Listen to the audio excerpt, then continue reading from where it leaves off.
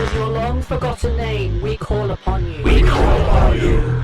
In the words of the unspeakable language, we call upon you. We call upon you. By the spilt blood of the wicked, who walk upon this world sprouting the words of false idols, we call upon you. We call upon you. On the land of the dead harvest, that which brings the earth itself into your service, Yamal, we call upon you. We call upon you. We call upon you. We call upon you. Yamal calls upon you. The Sprouting, a Call of Cthulhu actual play podcast by Blighthouse Studio.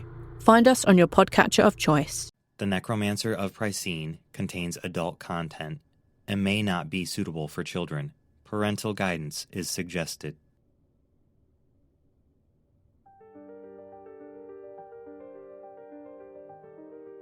In the world of Turinlay rests an enormous island called Pricene. The nation of Pricene is governed by a king and council, though the real power rests in the hands of 10 cursed immortals, powerful supernatural figures who serve only their self-interests. The land is plagued with black-blooded monsters, corrupt political leaders, and bloodthirsty bandits. And the one man who is willing to stand up to them all just so happens to be an unholy abomination, a summoner of the undead, the Necromancer of Pricene.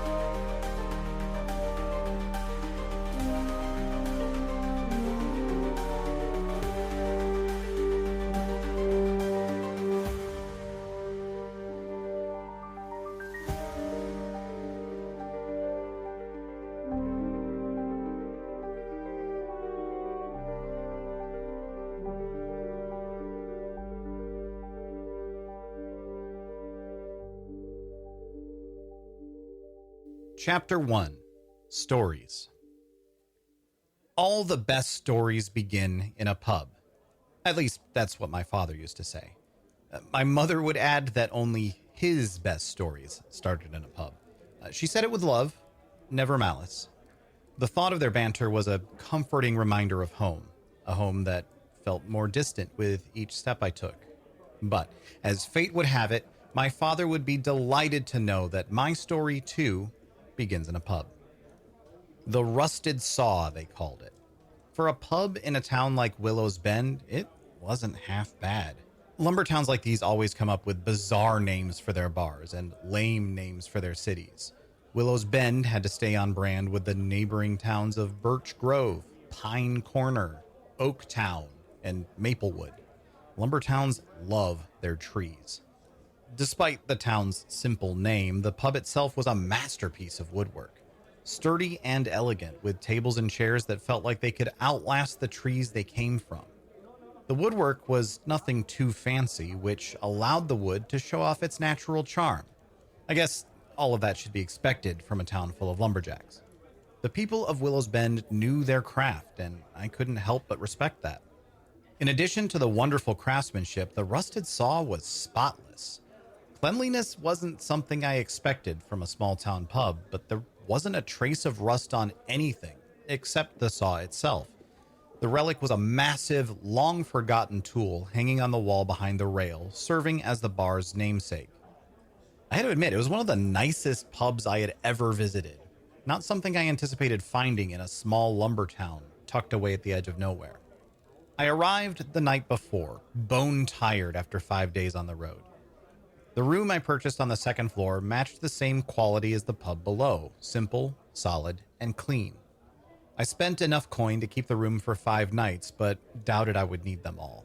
How long I stayed depended on the advents, but with good food, smooth ale, and a soft bed, I didn't mind them taking their time. Knowing my luck, they wouldn't. Advents. That's the nickname given to adventurers who wanted to become professional mercenaries in the Watchers Guild. I'd been tracking 4 of them for a little over a month. I heard rumors while I was in Maplewood, the last lumber town I visited, that the Advents were headed to Willow's Bend to look for work. So I decided to follow suit and hopefully catch up with them. Traveling without a horse meant it took me 5 days to get to Willow's Bend from Maplewood. Luckily, I made better time than the Advents, who also traveled by foot. They did have 1 horse, but it carried most of their camping gear. While en route, I spotted them breaking camp, but didn't stop to chat. They didn't know me, and I wasn't sure I wanted them to. Not yet, anyway. Getting to town before them was easy enough. They traveled as a group, whereas I was alone. Well, sort of. Frank was with me, but Frank doesn't count. He's never slowed me down. Once I arrived, I dropped Frank off, bought the room, and scouted the town. Willow's Bend wasn't much different from the other lumberjack towns. The place boasted several shops, a mill, a trade depot, and one ridiculously fancy mansion where the local logging tycoon likely lived. The kind of person who inherited wealth, I imagine, like most landowners did. The town didn't have much in the way of defenses. There were no walls or towers, but most forest towns didn't need them. The woods provided enough protection. There was a constable, though I hadn't met him yet. No doubt the Advents would seek him out as soon as they arrived, so I wasn't in a hurry. For now, I planned to enjoy the comforts of the rusted saw. Mike, the pub's proprietor, was a man of few words and many muscles. Built like a brick wall, he had a no-nonsense air that kept the clientele in line. He didn't seem particularly fond of me, but that's nothing new. Where Mike's demeanor commanded respect from those around him, my presence tends to push people away, and honestly, that suits me just fine. I've never been one for company, besides Frank. The bulky bartender approached my table, swapping my empty mug for a fresh one, and then gave me a once-over. Thanks, Mike. Yeah, you're welcome. Do I owe you anything for the food and drink? Nah, it's rolled into the cost of your room. Oh, that's great. Thanks. Yeah, so, I'm sorry, what's your name again? Charlton, but most people call me Charts for short. Charts. Yeah, it was a nickname my dad gave me when I was a kid, on account of me always pretending to be an adventurer. I'd make him draw up treasure maps for me. He'd always say, "Charts for charts." Sure, Charts. Is that what you've been reading all day? Maps? This? No, this is just a book. I like reading. Of course you do. And what brings you to Willow's Bend? I'm just passing through. I've been traveling for a bit and thought I could rest for a few days. That's good. And are you going to be sitting here the whole time? In the pub? Yeah, in the pub. Oh, no. I'll be wandering around town here and there. Might hit the shops. I'll need to restock my travel gear at some point. Why? That's good, that's good. It's just that you've been sitting here all day, and it's almost dinner time. Oh, will you need this table soon? Yeah, I might. It can get a bit crowded in here during dinner. I understand. I can head out in a bit, if that's all right. Yeah, if it's not a hassle or anything. Nah, I could use the fresh air anyway. I was caught up in my book and didn't realize how late it had gotten. Right, the book. What are you reading? It's nothing you would likely be interested in. Is it bad? Bad? No, it's Lord Sefner's Deconstruction of Decomposition and the 6 Stages of Decay. Oh. Well, that doesn't sound like a treasure map at all. You'd be surprised. Okay, well, it was nice chatting. And you will be finished by the time the dinner... By the time the dinner rush arrives, yes. The table will be all yours. Wonderful. Thanks. At that moment, the pub doors were thrust open, and 4 travelers sauntered into the room. The 4 Advents walked into a bar, and by the gods, they were stunning. Even after 6 days of travel that left them caked in dirt and dust, accompanied by nights of uncomfortable sleep that shadowed their eyes with dark circles, they were statuesque. If those four couldn't get accepted into the Watchers, I doubted anyone in Pricene could. The first to enter was a giant of a man, easily over 6 feet tall and built like a Dorian siege engine. He was clearly the muscle of the group and the only one clad in metal armor. His chainmail shirt rattled as he moved, a shield strapped across his broad back and a warhammer hanging menacingly at his side. His spiked gauntlets, polished in silver, looked like they could punch through stone. The woman who followed was likely the healer. She carried a backpack that bulged out around her small frame. She wore a belt stocked with tinctures, bandages, and herbs wrapped around her waist and looped over her left shoulder. Loosely strapped to her right thigh was a curved blade, no more than 2 feet in length, and ready for action if needed. Next came the archer, and if I'm being honest, she was the most badass one of the group. With a short bow and quiver strapped to her back, 3 daggers sheathed on each leg, and a leather jacket with studded sleeves, she looked like she could take down an army single-handedly. Her eyes were sharp, darting around the room, absorbing every detail and measuring every person within moments. She stepped inside the pub, then leaned casually against the doorframe as the 4th member of their party entered. And there he was, Cadamus, the leader of the group. His was the only name I'd caught while passing through Maplewood, and there was no mistaking the man. He was all charm and charisma, grinning a gorgeous smile that brightened the room. His shoulder-length hair was tied up so neatly that you'd have no idea he just completed a 6-day trek. He wore a leather jerkin, a longsword strapped to his back, a hunting knife sheathed at his left hip, and a long dagger on the right. The 4 of them were just so damned perfect for adventurers. I glanced back at the pub to find every eye was fixed upon the group that stood at the tavern's entrance.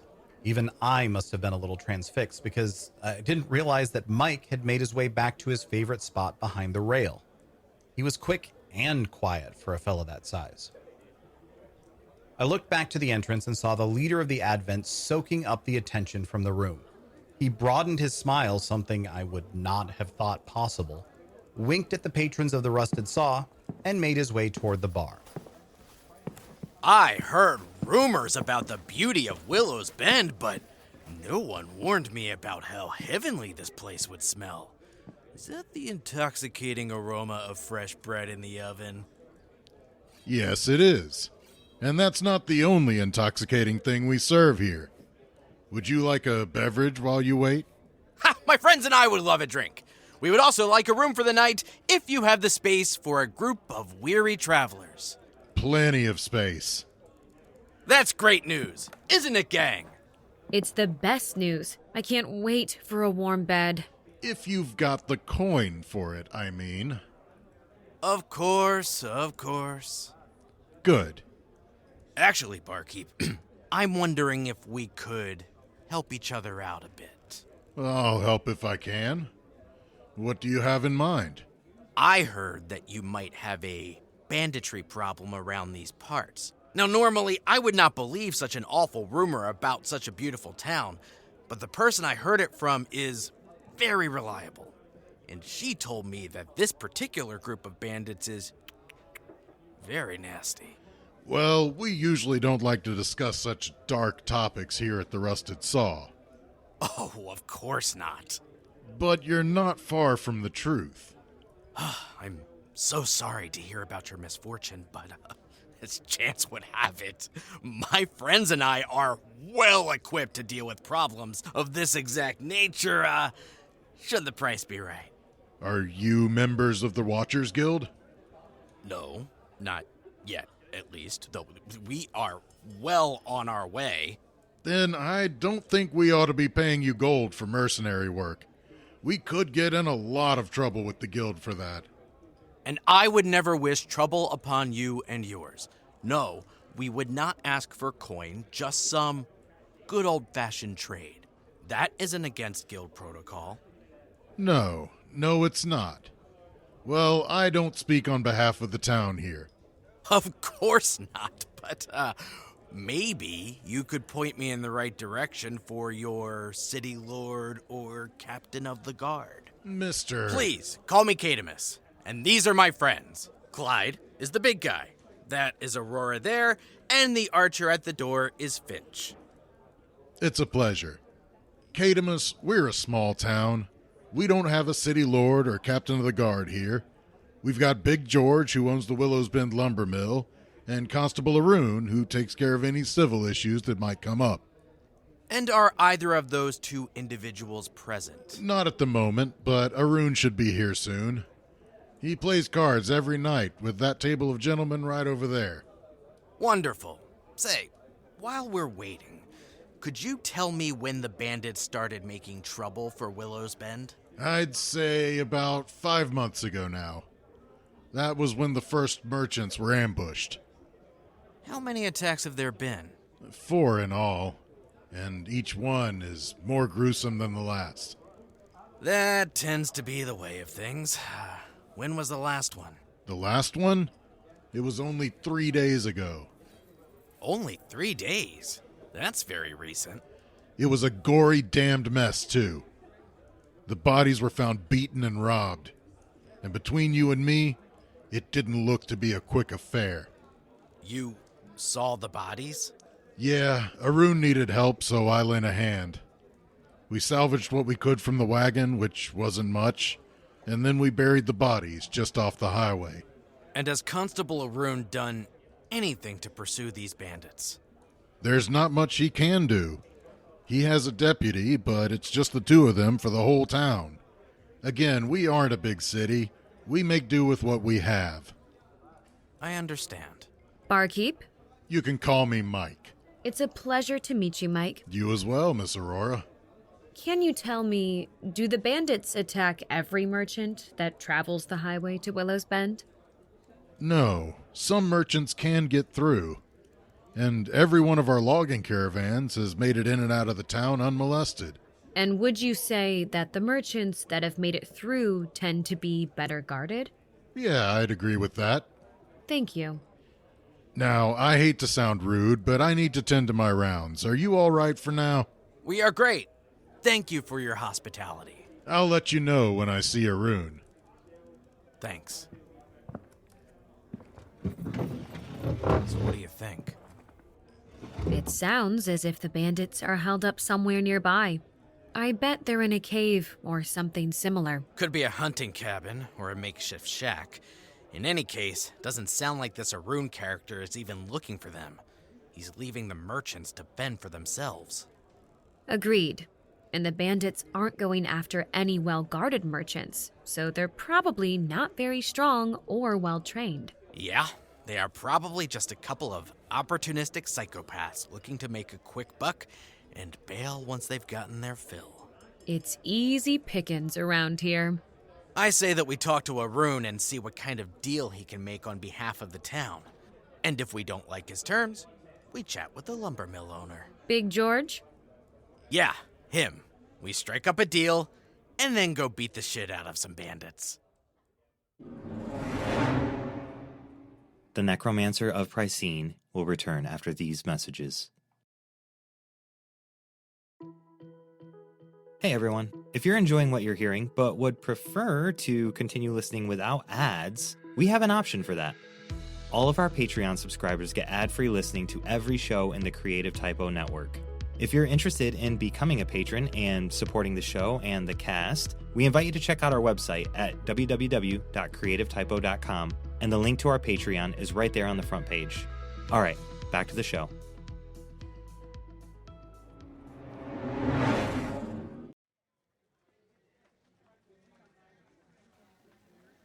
Mike kept his word, and after an hour or so, Constable Arun finally made an appearance.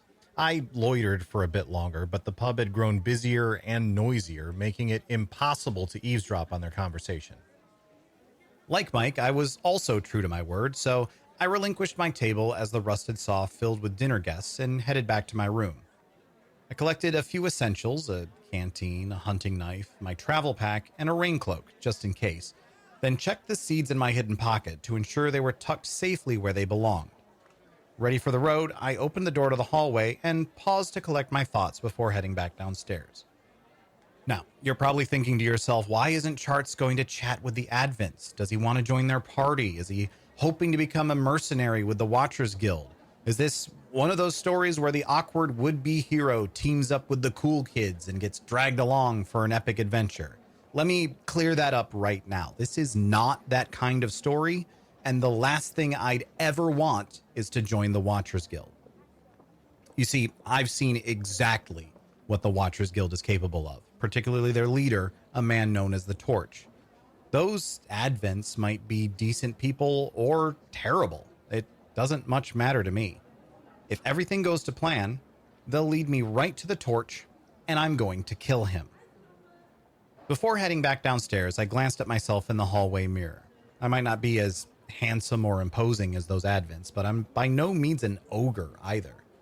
My brown curls were a bit tangled and probably could have used a good wash, and the dark rings under my blue eyes were as familiar as an old friend, but who doesn't look tired now and then? I'd seen the Advents from a distance while I traveled, but observing them that close was a little more intimidating than I'd expected. It's hard not to compare yourself to a group like that. At least, for me it is. I abandoned the mirror and made my way back downstairs to find the Advents had already left. Keeping a low profile, I slipped out of the inn and headed directly for the stables to get Frank. I circled the building to ensure I wasn't being watched, and once confident that I was alone, I slipped inside.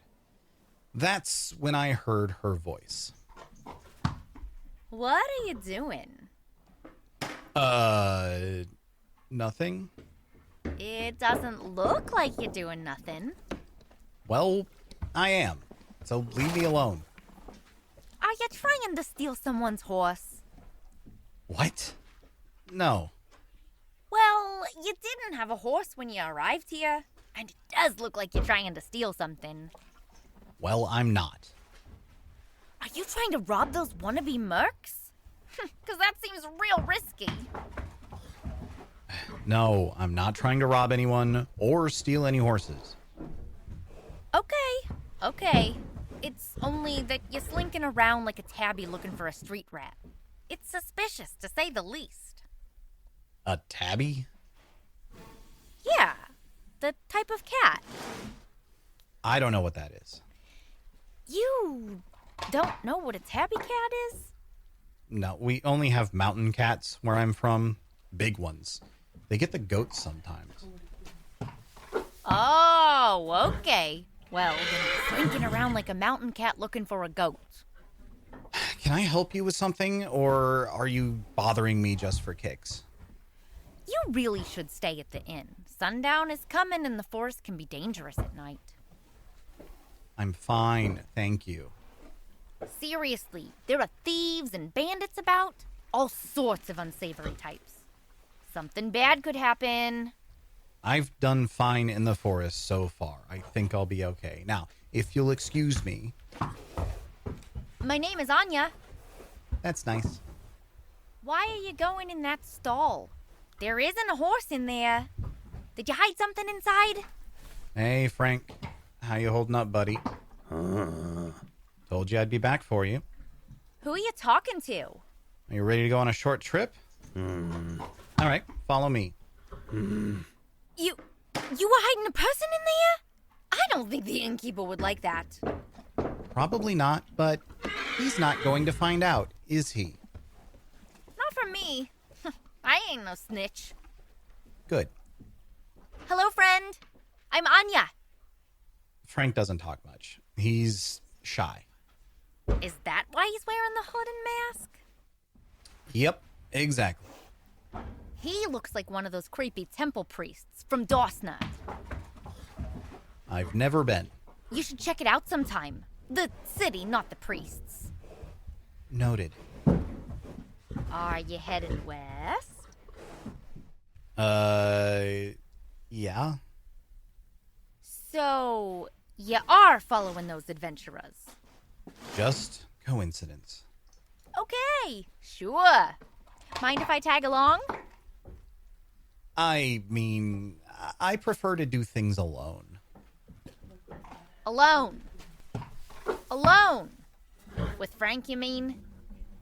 Yep, me and Frank. Frank, who you keep in a horse stall instead of your room at the inn.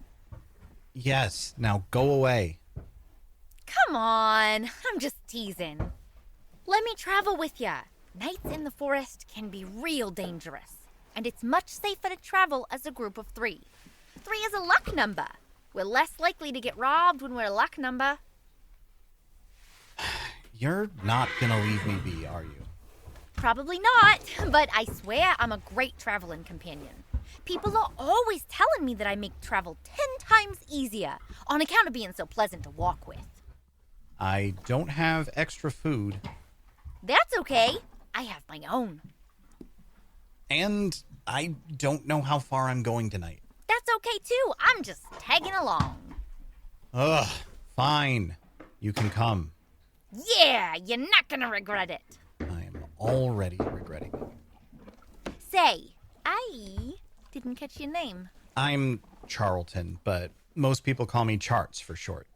Well, Charts for short, I think this is gonna be an awesome trip. Charts is voiced by Josh Allen. Mike, the tavern keeper, is voiced by Richard Collins. Cadamus Sentler is voiced by Dan Stab. Aurora Kaja is voiced by Elizabeth Phillips. Anya Esch is voiced by Blythe Renee. Audio engineering by Adam Culbertson and Richard Collins. Editing by Tisha Zang.